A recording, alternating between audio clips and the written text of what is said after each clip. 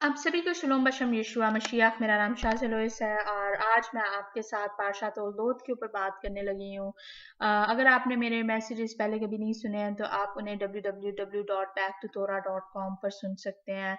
मेरे आर्टिकल्स मौजूद हैं, आप वो पढ़ सकते हैं। और अगर आप यूट्यूब पे हैं तो आप मेरे चैनल को देख सकते हैं, जो कि बैक टू तोरा के नाम से ही है। और अगर आप फेसबुक पर हैं तो फेसबुक पर मेरा ग्रुप है बाइबल स्टडी इन उर्दू का, जहाँ पर आप मेरे साथ बाइबल की स्टडी में शामिल हो सकते हैं।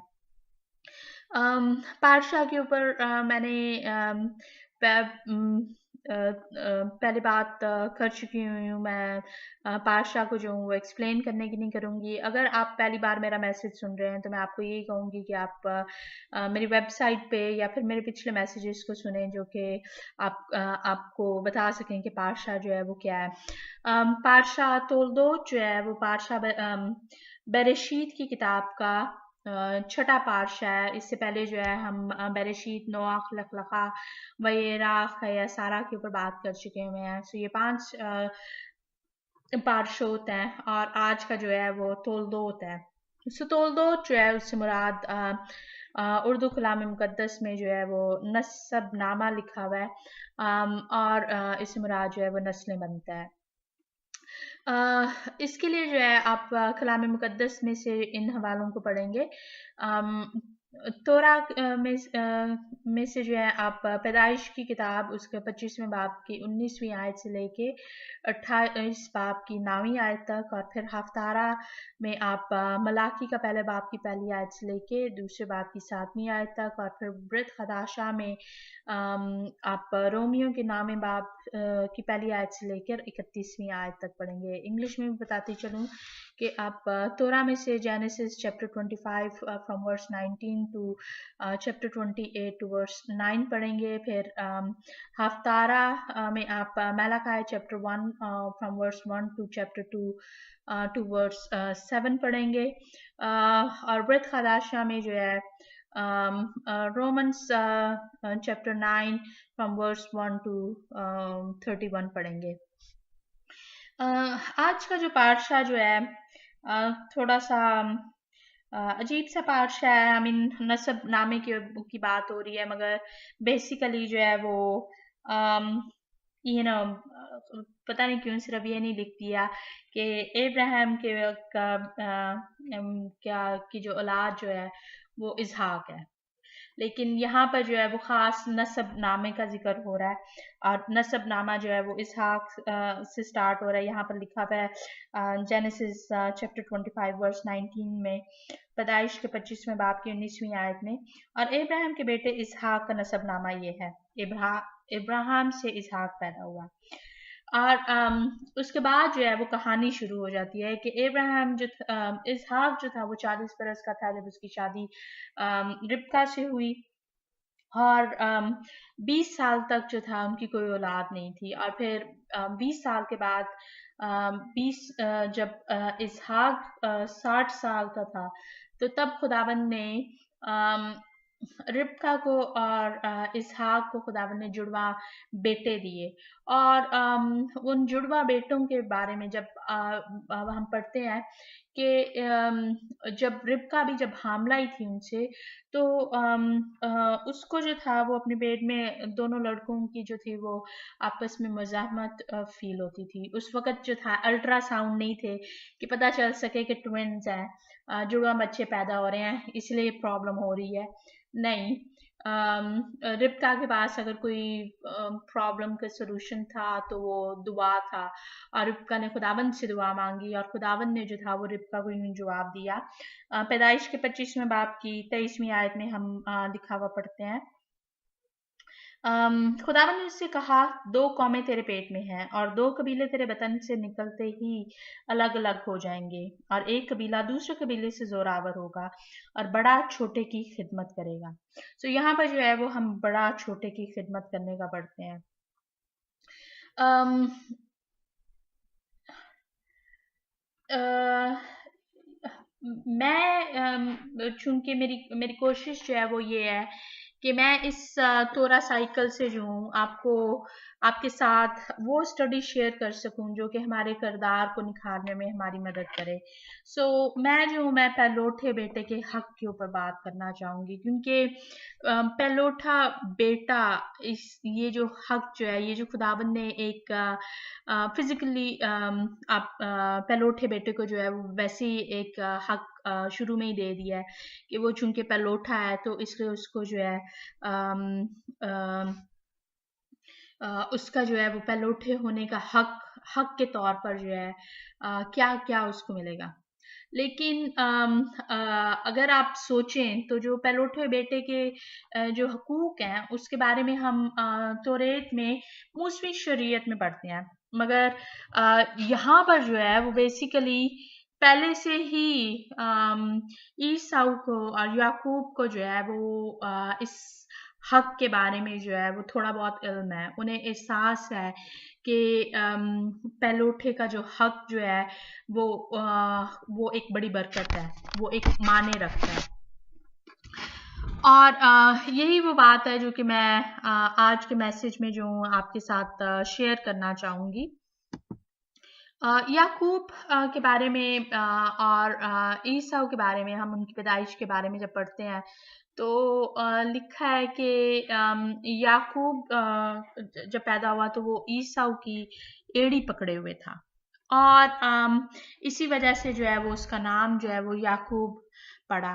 अगर इन तमाम आयात को जो है वो अब्रानी कलाम मुकद्दस के उसमें रह के देखा जाए तो तमाम बातों के जो है वो जो अल्फाज मिलते जुलते अल्फाज हैं वो एक खास माने दे देते हैं।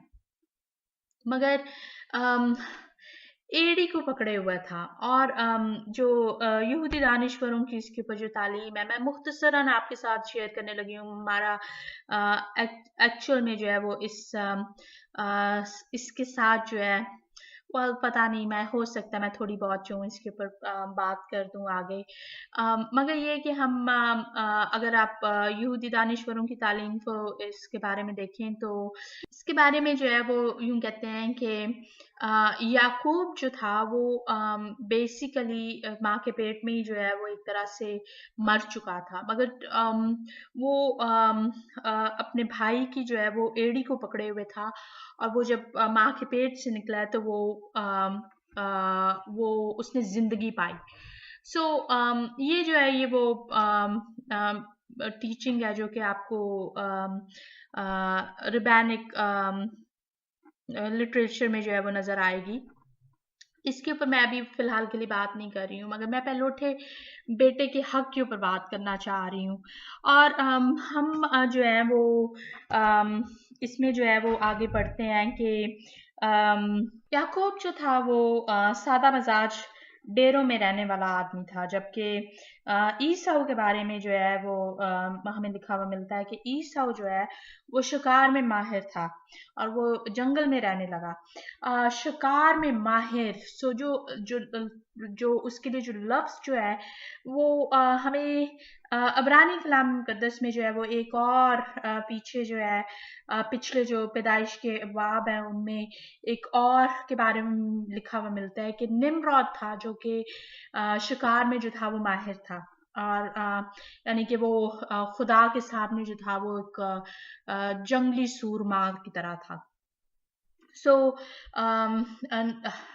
बहुत ज़्यादा तफसील में नहीं जा रही, मगर ये है कि जो निम्रौद का करेक्टर और जो ईसाऊ का जो करेक्टर है वो बेसिकली जो है वो बड़ा मिलता जुलता सा है। और हमें जो है आगे लिखा हुआ मिलता है कि याकूब ने जो था वो दाल पकाई, और ईसाऊ जो था वो जंगल से आया और वो बेदम हो रहा था, और ईसाऊ ने जो था वो याकूब से कहा कि ये जो लाल लाल है मुझे खिला दे क्योंकि मैं बेदम हो रहा हूँ, इसीलिए उसका नाम जो है वो अदूम भी हो गया। अदूम जो है वो ईसाऊ का दूसरा नाम है। ये हमारे लिए जो है ये बहुत ज्यादा इम्पोर्टेंट है। और याकूब ने जो था वो उस वक़्त ये कहा कि तू आज अपने पलोठे का हक मेरे हाथ बेच बेच दे। ये जो है ये आपको पैदाइश के 25वें बाब की 31वीं आयत में मिलेगा। जेनेसिस चैप्टर 25 वर्स 31 में नजर आएगा। और ईसाऊ ने जो था वो आगे ये कहा कि देख मैं तो मरा जाता हूँ, पलोठे का हक मेरा किस काम आएगा। और याकूब ने जो था वो उससे कसम ली और उसने जो था वो कसम खाई। और आगे जो है वो हमें लिखा हुआ मिलता है कि ईसाऊ ने अपने पलोठे होने का हक जो था वो याकूब के हाथ बेच दिया। और अगर आप उससे आगे 34वीं आयत में देखें तो आगे जो है वो लिखा हुआ है, तब याकूब ने ईसाऊ को रोटी और मसूर की दाल दी और वो खा पी कर उठा और चला गया। यूं ईसाऊ ने अपने पलोठे के हक को नाचीज जाना। हम में से जो है आज बहुत से लोग हैं जो कि अपनी छोटी छोटी बरकतों को जो है वो नाचीज जानते हैं। छोटी छोटी बरकतों के लिए जो है वो खुदावन की हजूरी में जो है वो कंप्लेन्स करते हैं। सो अगर आपके नज़दीक जो है छोटी छोटी चीज़ें जो हैं, छोटी छोटी बरकतें जो हैं वो कोई माने नहीं रखती, तो बड़ी बरकत जो है वो भी शायद ईसाऊ की माने जो है कोई कोई माने नहीं रखती होगी। क्योंकि ईसाऊ ने अगर आप देखें तो वो हैवानों वाली हरकत की कि उसने वो खा पी कर उठा और चला गया। उसमें जो है वो हमें शुक्रगुजारी का जो है कोई स्टेप जो है वो नजर ही नहीं आता कि उसने जो है वो खुदाबंद का शुक्र किया हो। और ये जो वाकया जो है ये ख़ास यहूदी दानिशवरों की तालीम के मुताबिक जो है ये उस वक़्त पेश आया जब अब्राहम की जो थी वो मौत वाक़या हो चुकी थी। और मातम के लिए जो है वो जो ये जो खाना दाल का जो है, क्योंकि दाल या उबले हुए अंडे जो हैं वो एक सिंपल सी चीज़ है जो कि उन दिनों में जो है वो एक ख़ास तौर पे मातम के दिनों का एज अ खुराक जो था वो हिस्सा थी। सो खाने की बात हो रही है। और खाने के दौरान में जो है वो खाने के वक्त जो है उस वक्त जो था ईसाऊ ने जो था वो अपने उस हक को जो है वो बेच डाला। और बाज कात इंसान जो है जब उससे किसी किस्म की बरकत जो है वो छिन जाती है तो उसको जो है वो बाद में जो है वो शर्मिंदगी महसूस होती है कि मैंने एक कदम उठाया और मैंने मैंने जो है वो यूं किया कि अपनी जो बरकत जो थी मैंने उसको बेच डाला। आप इसको ऐसे ही सोचें कि आपके पास सोना हो और आप उसको एक वक्त के खाने के लिए जो है वो बेच डालें। और सोना जो है अगर ज़्यादा कीमती क्वांटिटी में आपके पास है तो आप भी कहेंगे कि एक वक्त के खाने के लिए जो है मैंने इतनी बड़ी महंगी चीज़ को बेच डाला। मैं अगर अक्लमंदी से चलता तो शायद मैं यूं करता। और मेरे ख्याल में यही एक चीज़ है जो कि एंड में जो है वो दिखाई गई है 34वें आयत के एंड में कि यूं ईसाऊ ने अपने पलोठे के हक को नाचीज जाना। उसको ज़रा सी भी शर्मिंदगी नहीं हुई कि उसको ज़रा सा भी अफसोस नहीं था कि उसने जो है वो पलोठे के हक को जो है वो बेच डाला। और पलोठे के हकूक के बारे में जो है वो हम आगे तौरेत में पढ़ते हैं। इससे पहले जो है आपको कहीं पर भी जो है वो जिक्र नहीं मिलता कि पलोठे के जो हकूक हैं उसमें जो है वो ये इन्वॉल्व है।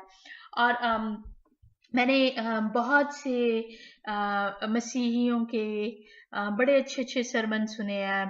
और ज़्यादातर के जो ओपिनियन है वो यही है कि पलोठे का जो हक जो है वो आपको डबल ब्लेसिंग यानी कि जो बाप की जो मिरास है उसके उसका दुगना हिस्सा जो है वो आपके पास आता है। सो ये जो है इस वजह से जो था वो याकूब ने यूं किया नहीं। याकूब ने जो है वो सिर्फ इस वजह से ऐसा नहीं किया था। एक बात जो आपको शायद ना पता हो कि जो पलोठा जो है वो अपने बाप के जो दीन है, क्योंकि मिरास में जो है जो बाप का जो दीन है वो भी साथ में जो है वो आता है। और उस दीन की जो स्टडी करना जो है कि क्योंकि ख़ास तौर पे यहूदियों के पलोठों की मैं बात कर रही हूँ कि तौरेत की जो स्टडी जो है वो बहुत ज़्यादा इम्पोर्टेंट चीज़ है। और अगर आप यहूदी दानिश्वरों की इसके ऊपर तालीम सुनेंगे तो उनके लिए जो है वो वो जो सबसे बड़ी बात जो है वो ये देखते हैं कि ईसाऊ ने जो था वो इस तालीम के अंडर ना आना चाहा, तभी जो था याकूब जो है कि वो सादा मजाज डेरों में रहने वाला आदमी था, मगर ईसाऊ जो था वो जानवरों की तरह जो था वो जंगल में रहना पसंद करता था, वो निम्रौद की मानद बनना चाहता था। इसके ऊपर भी जो है वो एक रबियों की जो तालीम है उसके मुताबिक ये है कि वो वक्त था जब ईसाऊ जो था वो निम्रौद को मार कर आया था, और उसने जो था उससे जो आदम के पास जो खुदावन ने उसको लिबास दिया था, तो वो उसने वो जो लिबास जो था वो निम्रौद से हासिल कर लिया था, जो उसके ख्याल में कि उसमें जो है वो उस लिबास की जो है वो ख़ास जो कुव्वतें हैं उस लिबास से जुड़ी हुई हैं कि वो उसके पास आ जाएंगी। सो ये मैं मुख्तसर सा आपको बता रही हूँ, मगर ये है कि अगर हम कलाम मुक़द्दस में देखें तो कलाम मुक़द्दस में ही जो है ये हमारा जो बृहद खदाशा है वो 9 बाब रोमियो का 9वां बाब उसकी पहली 31 आयत पर मुश्तमिल है, मगर अगर आप मेरे साथ जो है वो अब्रानियों का 12 बाब उसकी 16 और 17 आयत को देखें। सो इब्रानियों का 12 बाब, Hebrews chapter 12 verse 16 and 17, और यहाँ पर जो है वो हमें यूं लिखा हुआ मिलता है, और ना कोई हरामकार या ईसाऊ की तरह बेदीन हो जिसने एक वक्त के खाने के अपने पहलौठे होने का हक बेच डाला, क्योंकि तुम जानते हो कि इसके बाद जब उसने बरकत का वारिस होना चाहा तो मंजूर ना हुआ, चुनांचे उसको नीयत की तब्दीली का मौका ना मिला, गो उसने आंसू बहा बहा कर उसकी बड़ी तलाश की।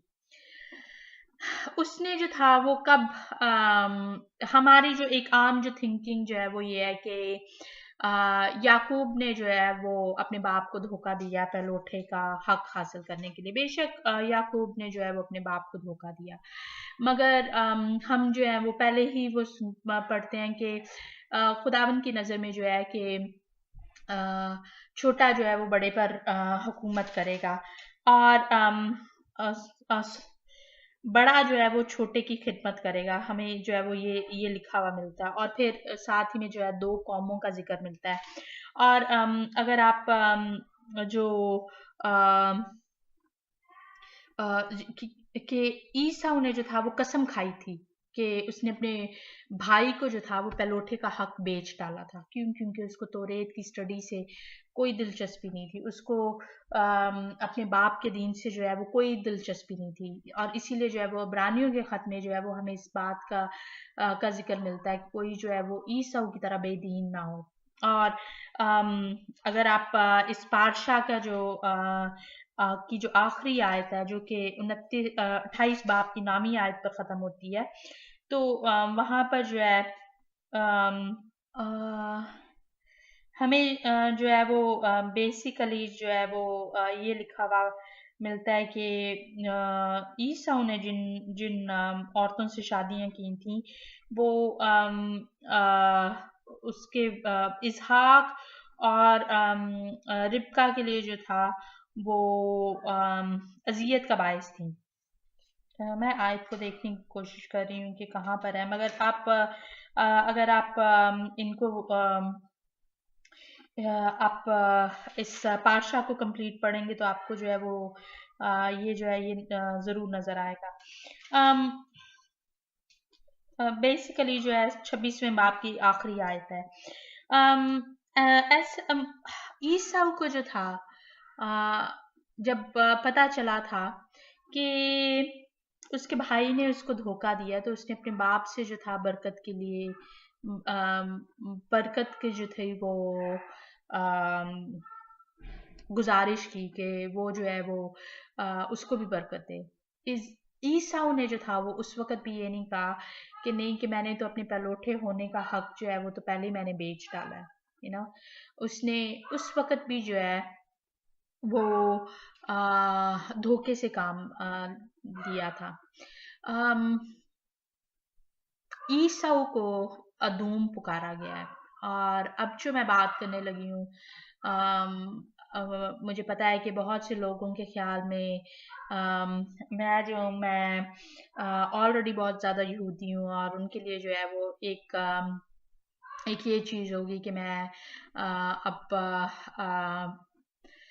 एक और गलत तालीम दे रही हूँ। सो मुझे इससे फ़र्क नहीं पड़ता है। मेरा काम जो है आपको वार्निंग देना है। मलाकी का जो पहला बाब और उसकी आप पहली आयत से जब पढ़ना शुरू करते हैं तो वहाँ पर भी जो है वो हमें नज़र आता है कि खुदावंद ने कहा है कि याकूब से तो मैंने मोहब्बत रखी और ईसाऊ से अदावत रखी। अगर अदूम कहे हम बर्बाद तो हुए, पर वीरान जगहों को आकर फिर तामीर करेंगे। तो रब्बुल फाज यूं फरमाता है कि अगर चाहे वो तामीर करें, पर मैं ढाऊंगा। और फिर इसी चौथे मलाकी पहले बाब की चौथी आयत के आखिर में लिखा हुआ है, अदूम जो है बेसिकली वो लोग जिन पर खुदावन हमेशा खुदावन का कहर है। जब मैंने पहली बार जाना कि अदूम जो है वो कौन है, तो मेरा जो था सोचकर कि नहीं, ये जो तालीम है ये गलत होगी। और फिर मुझे इस बात का एहसास हुआ कि आज तक मैं जितनी भी चीज़ें जो मैं स्टडी करती आई हूँ, मैं वो यहूदियत के दायरे में रह के स्टडी करती आई हूँ। क्योंकि अगर आपने मसीहा को पहचानना है तो आपको यहूदियों की उस तालीम के बारे में पता होना चाहिए कि उनकी अंडरस्टैंडिंग जो थी मसीहा के बारे में क्या थी। अगर आपने नए अहद नामे के टेक्स्ट को प्रॉपरली समझना है तो आपको यहूदियों के रस्म रिवाज का इल्म होना चाहिए कि आप उसको जो है वो सही तौर पर समझ सकें। अदूम के बारे में भी अगर आपने जानना है तो वो भी आपको यहूदियों की समझ के मुताबिक देखना पड़ना है कि आखिर उनकी क्या इसके बारे में राय है।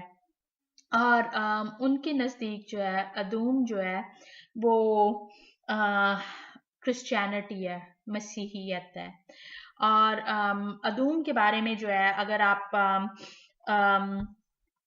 अबदाया को पढ़ेंगे तो अबदाया जो है उसका एक ही बाब है, आमूज की किताब के बाद है। और अबदाया में जो है वो सिर्फ और सिर्फ जो है अदूम के बारे में जो है वो कोई पेशन गोई की गई हुई है। और मेरा ख्याल में इन पोजीशन गोइयों को अगर आप जानना चाहते हैं, समझना चाहते हैं, तो आपको इन तमाम बातों को, आपको कौमों के बारे में जो है वो समझने की ज़रूरत है कि कौमें कि वो जो जो नाम दिए गए हुए हैं वो आज के ज़माने की जो है वो कौन सी कौमें हैं। और अदूम जो है अदूम के बारे में जो है वो हमें ये आयत जो है वो लिखी हुई मिलती है। मेरे साथ जो है आप ये साया उसका 63 63 चैप्टर है और उसकी मैं पहली आयत को पढ़ने लगी हूँ। ये साया 63 बाब और उसकी पहली आयत क्यों लिखा हुआ है, ये कौन है जो अदूम से और सुर्ख पोशाक पहने बसारा से आता है, ये जिसका लिबास दरख्शां है और अपनी तवानाई की बुजुर्गी से खरमान है। ये मैं हूँ जो सादकुल कौल और निजात देने पर कादर हूँ। आपके ख्याल में जो है ये शख्स जो है ये कौन है? ये जो तमाम बातें हैं ये मैं आपके ऊपर छोड़ रही हूँ कि आप इसको जो है वो कैसे स्टडी करना चाहते हैं। खुदावंद ने आपको बरकत दी है। खुदावंद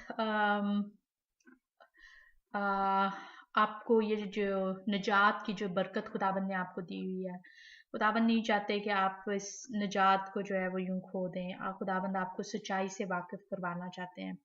सच्चाई को जानने के बाद जो है ये मेरा और आपका काम है कि सच्चाई को अपनाएं या कि उसको ठुकरा दें। मैं जानती हूँ कि बहुत सी बातें जो हैं वो कड़वी हैं, क्योंकि मेरे अपने लिए जो था एक वक्त था कि बहुत ज़्यादा मुझे कड़वी लगती थी। और मेरे लिए जो था वो वो लम्हा था कि मैं हमेशा सोचती थी कि मैं क्या करना चाहती हूँ, और मुझे एहसास हुआ कि मैं खुदावंद की निजात जो हूँ मैं उसको खोना नहीं चाहती। अगर आपको इल्म हो कि निजात के लिए लफ्ज़ जो है वो यशुआ है अब्रानी में, तो मैं एक तरह से जो हूँ मैं ये कह रही हूँ कि मैं यशुआ को जो हूँ मैं खोना नहीं चाहती, और मैं यशुआ के की सच्ची तालीम के मुताबिक चलना चाहती हूँ। आज का मसीही जो है जब गैर मसीहियों से बात करते हैं तो उनको उम्मीद इस बात की होती है, ये बात मैं पहले बहुत दफ़ा कह चुकी हुई हूँ, और आप शायद समझ सकते हो कि मसीही जब गैर मसीहियों से बात करते हैं तो उनको उम्मीद ये होती है कि हम चूँकि इस गैर मसीही से जो है वो कलाम के बारे में बात कर रहे हैं, तो ये गैर मसीही जो है ये हमारी तरह मसीही बन जाएगा। यशुआ जो थे वो यहूदी थे। यशुआ जो थे वो यहूदियों के निजात दहिंदा थे। जब वो आए और उन्होंने निजात की तालीम दी, तो उनकी उम्मीद जो थी वो ये थी कि लोग जो हैं वो निजात को पाकर उनके लोगों का हिस्सा बनेंगे, उनकी कौम का हिस्सा बनेंगे। मगर मसीहियों ने जो है वो यशुआ को ही एक वो पोशाक बना दी है कि उनके अपने भाई जो हैं, उनके अपने लोग जो हैं वो अपने मसीहा को पहचान नहीं पा रहे। और मैं जानती हूँ कि मैंने पहले भी मसीहा बिन यूसुफ और मसीहा बिन दाऊद के ऊपर मुख्तसरन सी बात की है, और मैं हमेशा कहती हूँ कि मैं आपके साथ इस स्टडी को शेयर करूँगी, मगर अम, अ, अगर आप यूसुफ की कहानी के बारे में जानते हैं, जिसके बारे में मैं आगे थोड़ा-सा पातशाह के ऊपर जब बात करूँगी तो ज़रूर बयान करूँगी। मगर ये है कि अगर आप अगर आप यूसुफ के बारे में जानते हैं, तो आपको याद होगा कि यूसुफ मिस्रियों में रहकर जो था वो मिस्रियों की मानद, क्योंकि उसका लिबास मिस्रियों की मानद था, तो इस वज़ह से उसके भाई जो थे उसको पहचान नहीं पाए। और यही जो है वो मसीहा बिन यूसुफ, जब मसीहा को एक तरह से रेफर करना होता है तो इसका मतलब ये है कि वो मसीहा के जो भाई जो हैं, यहूदी लोग जो हैं वो मसीहा को पहचान नहीं पा रहे, क्योंकि उनके भाई ने जो है वो एक गैर कौम का लिबास पहना हुआ है, वो एक गैर कौम के बहरूप में है। और अगर आप यसाया 63 की आयत को देखें, तो मसीहा जो है वो अदूम से सुर्ख पोशाक पहने, क्योंकि मसीहा जो है उसकी ख्वाहिश जो है अपने अपने लोगों में अपने बाप के घराने में जाने की है। मगर अम, अ, अदूम जो है वो उनको ऐसे ढांपे हुए है कि उन्होंने यीशुआ को जो है वो ये सुर्ख पोशाक अभी तक उतारने का जो है वो मौका नहीं दिया है। मैं जानती हूँ कि मेरे अल्फाज कुछ ऐसे हैं कि आप जो हैं वो सोच रहे होंगे कि मैं क्या कहने की कोशिश कर रही हूँ। मैं आपको सिर्फ ये कहने की कोशिश कर रही हूँ कि अदूम जो है वो ईसाऊ को ज़ाहिर करता है। ईसाऊ जो है वो बेदीन है, यानी कि वो शरीयत से जो था वो बहुत दूर था, शरीयत की उसको उसको दिलचस्पी नहीं थी। पैलोठे के हुक्मों को जानते हुए भी उसने पैलोठे के हक को जो था वो नाचीज जाना था, और उसका जो राइटफुल ऑनर है वो याकूब ही है, और याकूब का घराना जो है वो यहूदियों को जाहिर करता है। सो अगर आप मसीह में आ गए हैं तो ये अब आपके ऊपर है कि आप अपने लिए चुनें कि आप ईसाउर बन के रहेंगे जो कि अपने भाई से जो है नफरत करता है, या कि आप याकूब के घराने में शामिल होना चाहेंगे जो कि शरीयत पर चलता है, बेदीन नहीं है, ईसाऊ की मानद। मैं इस स्टडी को जो बहुत ज़्यादा लंबा कर सकती हूँ, मगर मैं लंबा नहीं करूँगी। एक बार फिर से मैं यही कहूँगी कि ज़रूर सोचें कि आप अपनी बरकतों को जो है वो नाचीज़ ना जाने, बल्कि उनकी अहमियत जो है वो सीख सकें। मैं अपने इस मैसेज को यहीं पर ख़त्म करती हूँ। अगली दफ़ा जो है वो हम अगले पातशाह के ऊपर बात करेंगे। आप सभी को शलोम बशम यीशुआ मसीह।